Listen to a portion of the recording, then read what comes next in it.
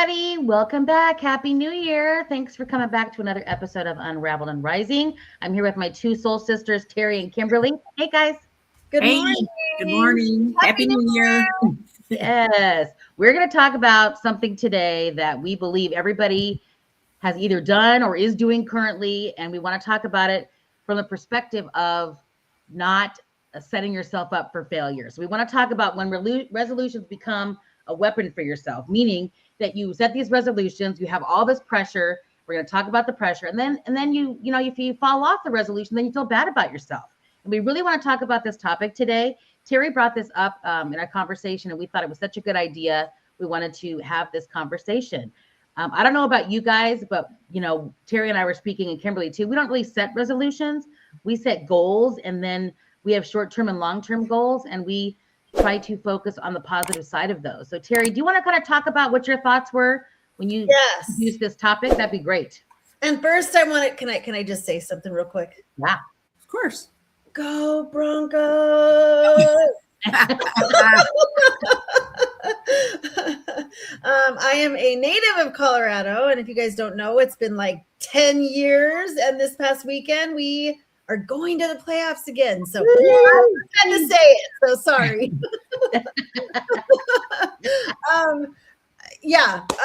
So it's a great time. We are excited here in Colorado. For me, I don't set resolutions. And I had someone this past week just, excited about the new year and said, Terry, what are your resolutions that you set for yourself? And I said, I don't set resolutions. And I don't set them, not that I don't set goals for my new year. I reflect on the past year, good, bad, what lessons did I learn? What can I take from it all? Because we've all had good, bad, maybe we've ended the year bad. Maybe it wasn't a good year. Maybe it was the greatest year. But what can I learn from the year that I just had? What can I take forward with me into the new year? Resolutions I have set for me, I set 90-day goals. What are some 90-day goals that I'm going to work towards that are going to move me forward towards what I'm creating? I don't set resolutions because for me, Michelle, I would set I had such high expectations for myself because I was always working from this place of unworthiness. So it was always overworking, overproducing, because I was getting validation from what I did, right? So it was this, oh, good, you did great. But then it threw me into always doing and this overworking and overachieving to the point of exhaustion, overwhelm, and burnout. And then I could not meet my own expectations. And then it was just turned into this shame spiral. Yeah. And then regret and it was unproductive. And can we just talk about pressure a little bit, Terry? Yeah. What is it about January 1 that makes it a reset for your life? You know what I mean? It's like all of a sudden it's January 1. Now all of a sudden society says you must reset. And that's what you just said. Yeah. Who says? Right. The world says that you weren't good enough. So now you have to reset goals. And who says? Right. Like maybe you did awesome. And you created look back and do an inventory of the things you accomplished for your year. Yeah. And I bet many of us have accomplished some amazing things throughout our year. Yeah. But the world says, so I don't agree with what the world says, that you have to go out and do more, right? So that's why I don't set resolutions, because I feel like it's just it's a shame spiral. And then you hit the first week in January right now. And to be honest with you, some of the things I've had to already reset. Yeah, right. Because I didn't do this, and it's okay. Like I was like, the thought comes in, and I'm like, no, I'm just gonna redo it today. I'm gonna reset it, and I'll start right now, because I think we can reset whenever, not January. Yeah, and I think too that social media, there's pressure on for social media all year long, because social media people tend to put positive things about themselves. They want to, whenever things are going good, they post stuff on social media that makes the rest of us sometimes feel like everybody's life is great and everything's fantastic. And nobody is like real. And I think more people are doing it now, but a lot of folks are not saying, or having the hard conversations and saying the things that are really happening that may be concern, maybe a negative day, or I'm not feeling it today, or God, today I'm just being down on myself. People aren't sharing that on social media. So we already have this perception that everybody else's life is great. And when we have bad days or things that are going on, then we feel shitty about ourselves because everybody else, we're comparing ourselves to everybody else. So let's just call that out first, that there's all this pressure all year long to try to keep up with the Joneses on social media. Right. And why don't we call out that most people's highlight reels, or most people are not having it great than the highlight reels. I mean, that's the reality, right? Yeah. And one of the things that I'm doing this year that I've already started yesterday is taking some things off of my plate, because it's just too much, putting up some boundaries, removing some things. And that's, some of the goals for me, for my health, for my brain health, for my overall health, is taking some things off my plate. Yeah. Yeah. I had my coaching session this morning, and I said that, and it was so funny because that was in my gratitude. And even when I went to explain it, I just said, oh no, I'm not even going to explain it. Yeah. Because I already feel okay feel okay with my piece, that I don't even have to explain it. Right. And so that is that was a huge breakthrough for me. Was like, I felt like I wanted to explain why I felt so content and happy. And then I said, no, I really don't even have to explain that. Yeah. And my coach was like, great. And and that's where I felt so great, because I just felt, wow, you get to a point where you feel so content with your decisions that you don't even feel like you have to explain it anymore. Right. You don't second guess them. No. You just know that that's what's for you. And that's, And I used to always explain everything, because I wanted to, before they tried to come up with a counter, or they were going to think of something bad about me, or think about something that I should have done differently. I wanted to explain it before they said it. Me too. You know that of me too. I was the same way. Yeah. Why am I doing this? I don't have to explain this to anybody. No. And sometimes it involves having some uncomfortable conversations, but that's okay, because you need to do that for you. I have really been focusing on having uncomfortable conversations. Not that I want to have them, but I used to avoid anything that potentially was going to be a conflict with anybody. I used to avoid all of those situations.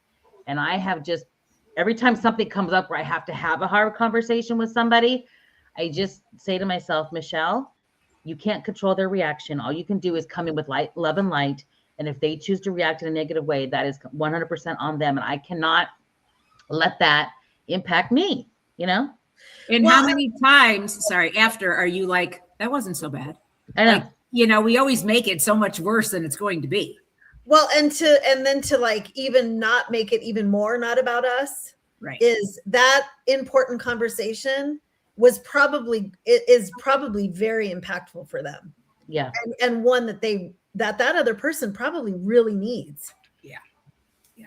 So a lot true. of times they're feeling the same thing. They just, they didn't want to say it or whatever. So yes. And I think if you come in a loving, respectful way, that they pick up on that. Most people aren't going to be horrible to you if you come in in a loving light, but it still happens, and it is what it is. Like I said, let's talk about kind of the shame side of not only resolutions, but just goal setting in general. Because if you even listen to experts these days, I hear these things all over where they say goal setting doesn't work because nobody meets their goals. And I don't necessarily agree with that. There's been plenty of times when I have not met my goals, but I feel like we need to have a mind shift on that. And Terry, you mentioned this a little bit this morning, but it's like, I feel like we say, what's wrong with me that I can't meet my goal? I don't meet my resolution, whatever people are doing for themselves. We always bring it back to something's wrong with me. Well, and I think that the goals are never the goal. It's always the growth to the goal, right? So that's how I look at it. It's like, what am I learning about myself on the way to the goal? And there might be things in that I'm learning about myself. Like, what is my mindset about meeting this goal? And with a history of trauma in my life, I've learned how many times I've been stuck in that loop of trauma with my mindset, and where was it in that loop that I needed to change? What was the thought I was thinking? What was the feeling that I was thinking that was creating the action that then was creating the outcome in my life. Yeah. And so where in that loop could I interrupt it? And where did it need to change so that I was changing the feeling, changing the outcome, and getting a different result? And I think that's the key. Absolutely. Let's use an example, because I think it's, for other people that are listening, I think it's good to have examples. And I know a lot of people, male and female, at the beginning of the year, they always say, I'm going to lose weight. I'm going to lose weight. And this is my own resolution that I've had many, many times, not just the beginning of the year, but many times during the year. And then I have failed a lot of times at the weight loss. And then I feel crappy about myself. And again, that's a trigger for me, because I feel crappy because my grandma used to always say, I need to lose weight. And she used to put that in my head. So in my mind, as soon as I fail at the losing weight or whatever, and I'm probably unrealistically too, oh, I can lose 20 pounds in 2 months. You know what I mean? So let's not at this age. You know what I mean? It's like, that's a trigger. So it's bringing back those feelings of not being good enough because of my. So let's talk through that, Michelle. Yeah. So they're lying from a very young age, as you just said. There was a core belief that you accepted at a young age that you didn't know you accepted. Yeah. So that you have to let go of. Yep. Honor yourself that you didn't know that you accepted that. That we have caregivers that at a young age are doing the best they can and say things that we don't realize, or they don't realize, that are harmful, and that we accept and that stick with us for a long time. And so that it always starts with a thought. Yeah, it does. So that thought of, I'm not good enough because of my weight. And so that goes into a feeling. So I feel bad because I feel like I carry too much weight, whatever that core belief was, whatever it was they said. And it turns into a feeling. And then all of a sudden there's an action that comes from that. And so over time, that gets programmed into us, right? And we're just this super programmed. It gets ingrained in us. Yep. And then it just continues to, and subconsciously, like I teach the women at the prison, we're 5% conscious mind where we're thinking, and 95% subconscious mind. Yeah. So we're running off programs from our childhood of what people say. Yeah. And so we see things differently, and we're creating those outcomes in our life. And so then it turns into actions, and then we start getting the results. So then all of a sudden, and then when we're getting those results, then what are the results? Then all of a sudden we're actually seeing in our life, we're confirming that very thought. So our life starts to confirm the thought that we're thinking. Does that make sense? Well, and it's just crazy how it, like, that stuff you can remember. Like my mom, I think it was about 10, and she had commented that I wore bigger clothes than she did. Yeah. I will never forget that. Yep. My dad. So as a size or a label, even to me now, sometimes I've got to think, you know what? It doesn't matter. Does it feel good? Is it comfortable? Do you like it? But my dad said, my dad, he is a male. And so men have perceptions of what women should look like. And he had daughters. And so I was just getting seconds from pouring myself seconds for dinner one day. And he said, don't eat too much. You're going to get fat. And so immediately I accepted food equals you get fat. Yeah. And I'm not valuable if I'm fat, apparently. Yeah. And then the eating disorder begins. I mean, really, it's not only that too. And here goes your struggle with weight your whole life. Absolutely. My dad said the same thing to me, Terry, what you just said. Yeah.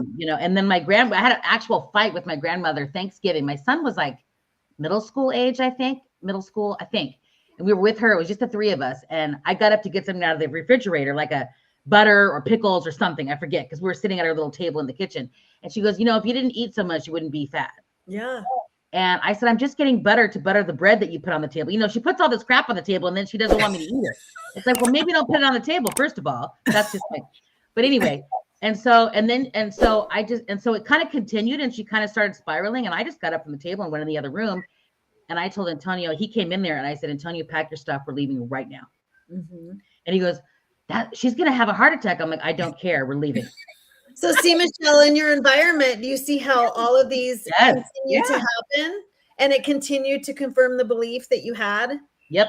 So in that loop, at some point, when we start using, when we start to realize that we can when we can control and use our conscious mind, yes, and start to interrupt this loop, then we can go, oh, my worth is not defined by what I look like. Yep. So then we can start to go, oh, it comes in, but I am not defined by my weight, what I look like. And then we can start to interrupt it and change 100%. The feelings. But it takes a while, and it takes awareness of when that comes in, and it takes continuing to interrupt that and create new feelings, create new actions, and then continuing to form new beliefs so that you do what science says, neuroplasticity, and we start to rewire our brain and reframing, reprogramming it to a new mind. I love that. That's exactly what I feel like a lot of folks out there related to weight and those kinds of things. Yes. And now we've got all this, the GLP-1s and all that stuff is changing it for a lot of people, that maybe need a kickstart or something like that. So I feel like that's kind of come in the mix now, where you almost feel like, well, everybody's on a GLP-1 now. Why am I not on a GLP-1? You know what I'm saying? Well, so Michelle, I work at an eating recovery center, and I'm telling you, culture. I mean, when you see people on TikTok that say, I run this and this is the portions I eat. I mean, there's just no way that the portion sizes they're eating and the exercise that they're doing, culture, social media, like it just really makes it difficult for young girls and stuff out there now. It's just so, the expectations are just so really difficult for women these days. Yeah. And the information is not accurate. And so we really have to be careful with what we're allowing our minds to absorb. Well, and let's say, and men and boys too. I mean, there's more and more males having eating disorders and issues now too.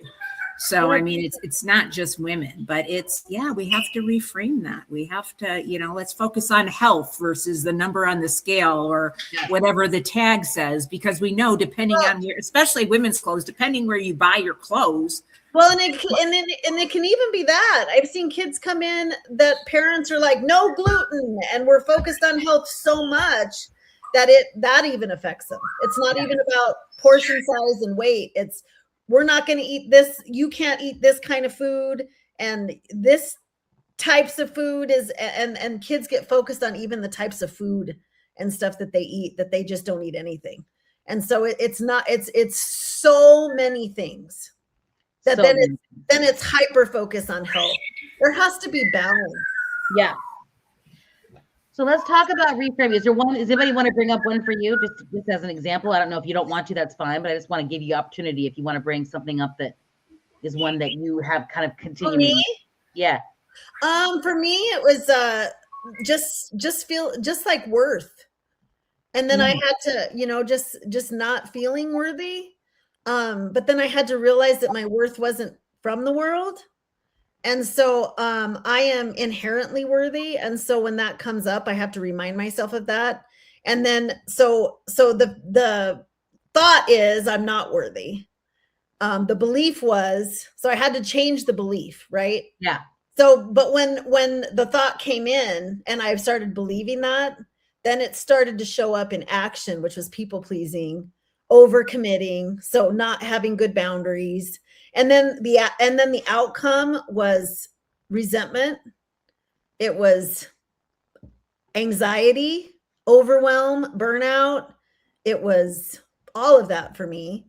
And then what I had to do with reframing that was to realize that like I said, my worth is inherent. It's received, it's given. It's not something I work for. And then the action, I'm thinking of the loop. So that's the thought. And then the action is then, yes, now I learn how to set boundaries, which is a process. And then the action to that is now more peace, more calm. My I don't have anxiety and depression and those things anymore. And so, but it's over time. And now it is a new program for me.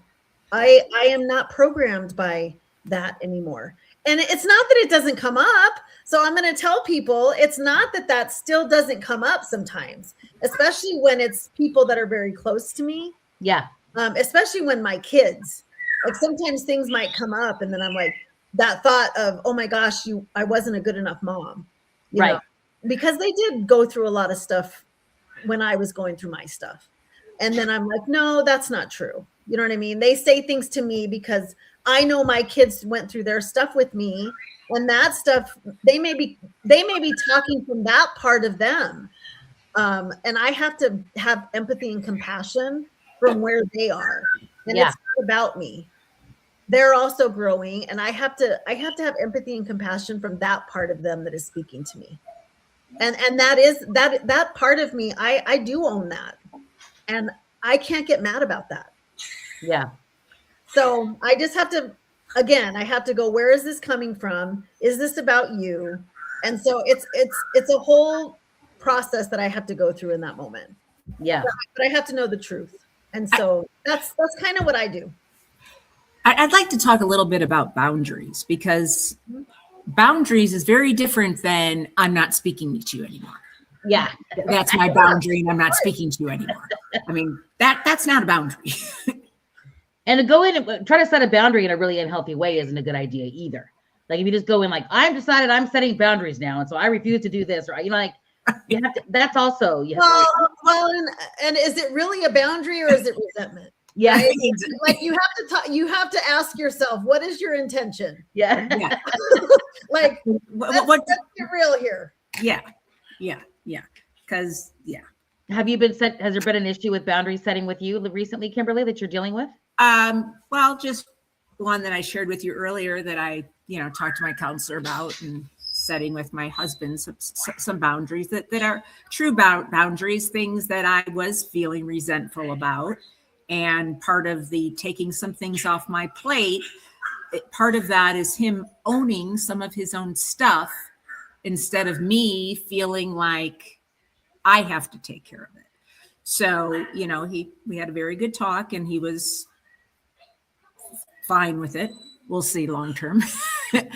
But it was. You mind giving the example of what it was? Because I think this is something that other couples deal with a lot. Yeah. So part of it was just feeling like, and I want to be respectful of him, obviously. Yeah.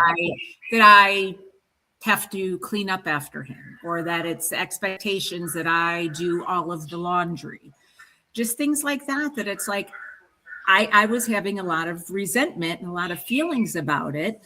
So we had a conversation yesterday. We've got 2 separate baskets. He's going to do his own laundry. I'm going to do my own laundry. And he's going to do his best to not leave his stuff everywhere, so that I don't feel like every room I walk into is his, because his stuff is everywhere. I think that's a very common one among couples. My girlfriend said that. It's hard to have, you know what I mean? It was really just eating at me. Yeah. It was making me just really pissed off at him. Well, and that's really great that you have the awareness that this is causing resentment. Yeah. And this is something I can't allow to let brew anymore, because it's a cancer that can cause a lot of things. And so recognizing it, letting it out, and that's so huge is what we resist persists. And if we don't deal with it, it's not gonna get better. It's not going away. Right.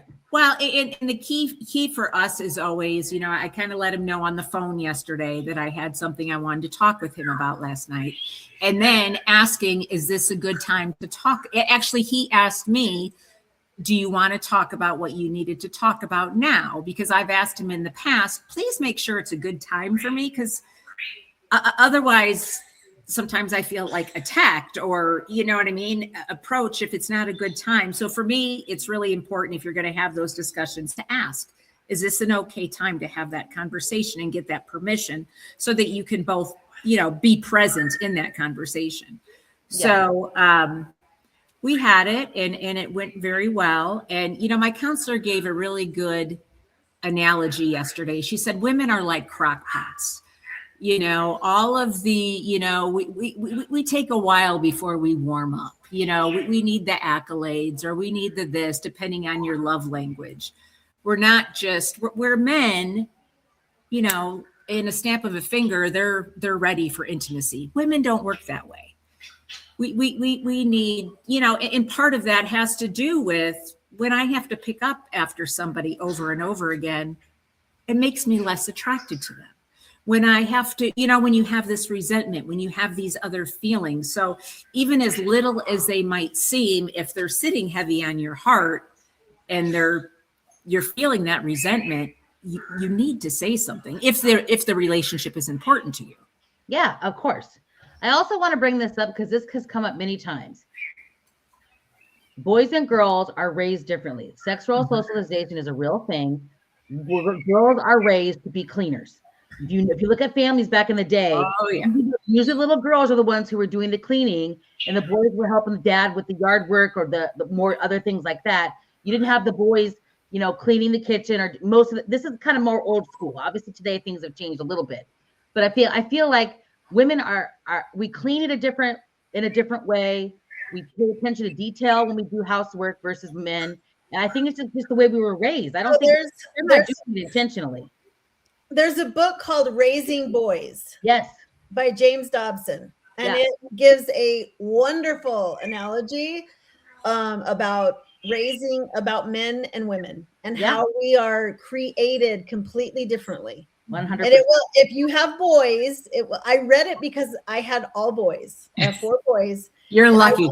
I want to understand my boys. Yeah. But it also said in there, this will also help you understand your husband. Yes. And so it was a very good book. And now that I understand it, and I can even see some of the things that they tell you about little girls, I see it in my granddaughters. Yep. So we are just different creatures, and we are created, not even just raised differently. We are created differently. Yeah. And so it is such a good book. So our audience, if you are curious, yes, it is a very good book to read. And I think it's important to say that too, Kimberly, because it's not a disrespect to your husband, this conversation, because I think it is the way that men in my life, they are the same way. Yes. And so it's very common. I don't think it's a disrespect at all. And I love the fact that you guys can have these conversations and that you care about your relationship enough to have them. I think that's awesome. Well, I think one thing I love relating to my daughter-in-laws is sometimes I can just look at them and go, I get it, because I understand men, and I get what you're going through with my sons sometimes, because it's not my son thing. It's a boy thing. Yeah. It's a man thing. It's not just a him thing. It's the male gender. I started listening to a book yesterday called Fair Play, and it's about a woman. It's written by a woman who is an attorney, and her husband. Very good relationship, very mutual, both, career oriented, this and this. And then they had kids and everything changed. And so it's, but it's all about that and about reeling them back in. You know what I mean? You still, I still need you for this stuff. You still need to be present in this. And, instead of, every time something needs to be done, she needs to take off work, or if you think about even cartoons, or some of this Disney stuff, they've got the female in an apron. Always. Yeah. or they kill off the mom in Disney, they're always killing off the mom, but it's, it's a cultural thing for sure, but it's, for my son, I used to have him, he used to have cooked dinner once a week, and then he had to clean the bathroom when we lived together, because I said, your future wife will thank me for this. Yeah. Because I made him clean the bathroom, and then I would go in and check it. And and if it was obviously like half-assed done, I would make him do it again. And I said, I know this sounds like I'm being hard on you, but I'm telling you, if you know how to clean a bathroom, your future wife is going to love you. Yeah. Not she'll already love you, but you know what I'm saying. She'll love that you can do it. Not that she'll love him, but you know what I mean. Well, that could be the chore that he feels comfortable taking on, right? I'll keep the bathroom clean. Perfect. So read that book, Raising Boys. It is literally a biology thing. Yeah. But the bathroom thing is hilarious because I had 4 boys and a husband. I told them I should never have to clean the toilet, period. 100%. I didn't, because I was like, that is just a violation. Yeah, it's not okay. I get it. So let's talk about the reframing, because this conversation is awesome. I want to talk about the reframing and kind of redefining success, because with it kind of ends our conversation nicely. Yeah. So I don't know if anybody wants to start that conversation, but let's talk about redefining success in the little things, and really celebrating small successes and celebrating little wins and celebrating something you do, and versus always assuming that you didn't do things right, or that something's wrong with you or whatever.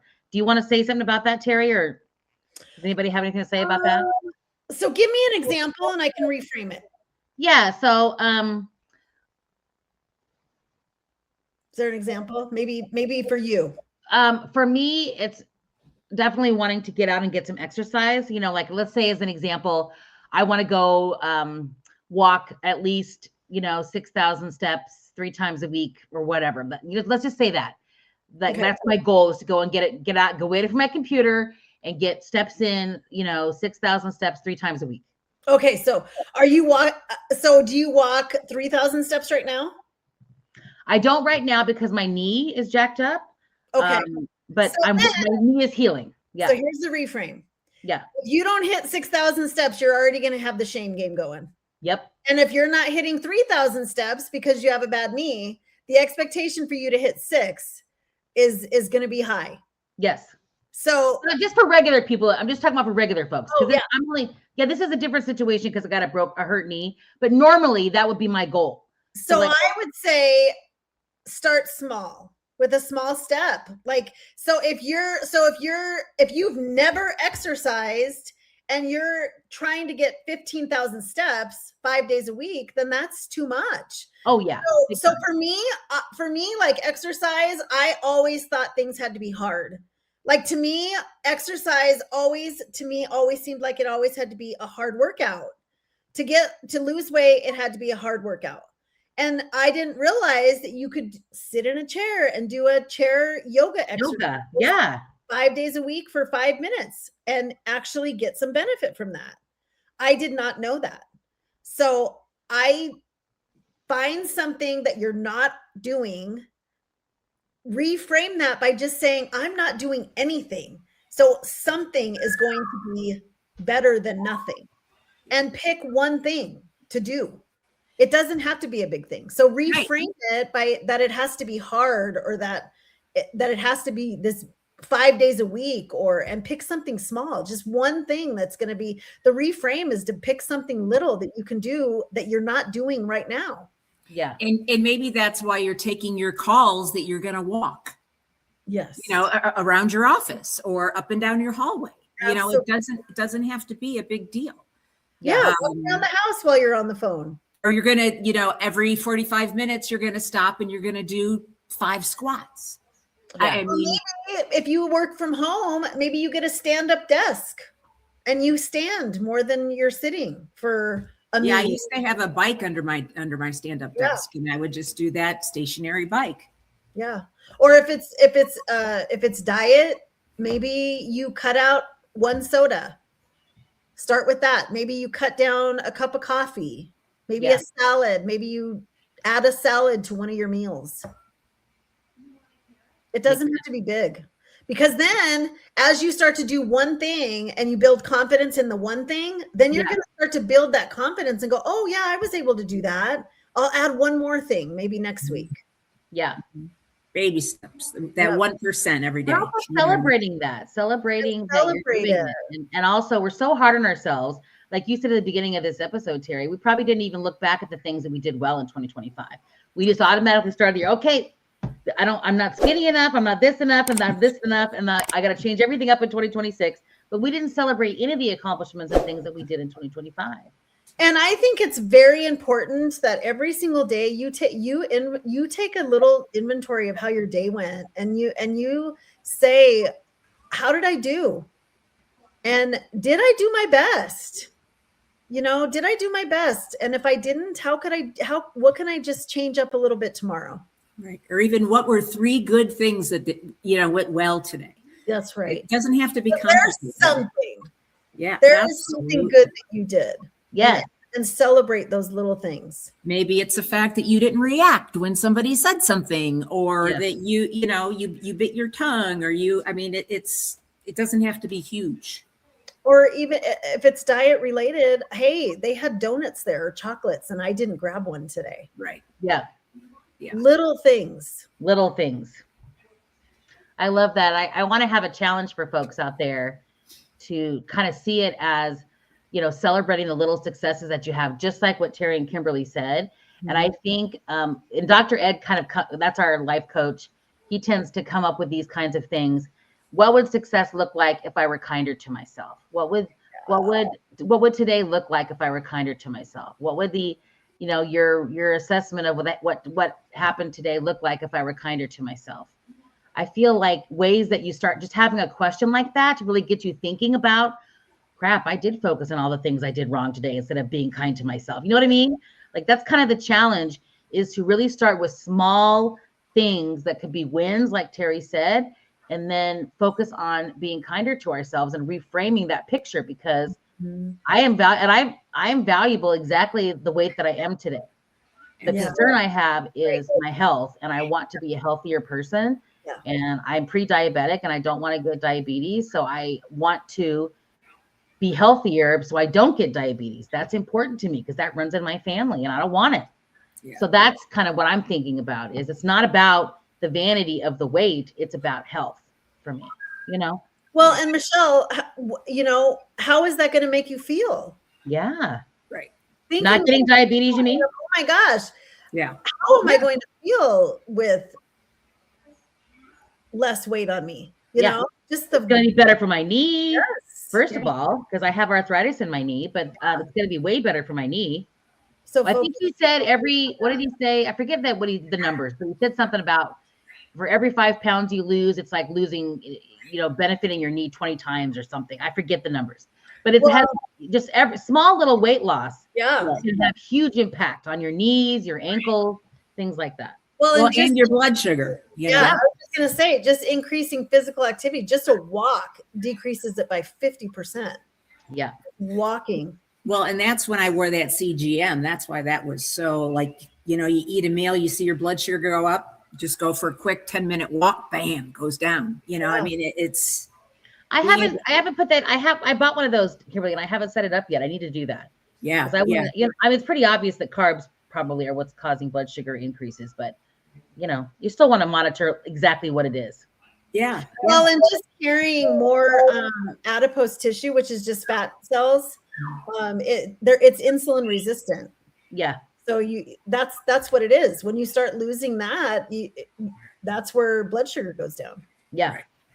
Yeah. I love this. That's a challenge for everybody out there, is really just to be kinder to yourself. And in doing so, you kind of focus on the small little wins that you have throughout the day.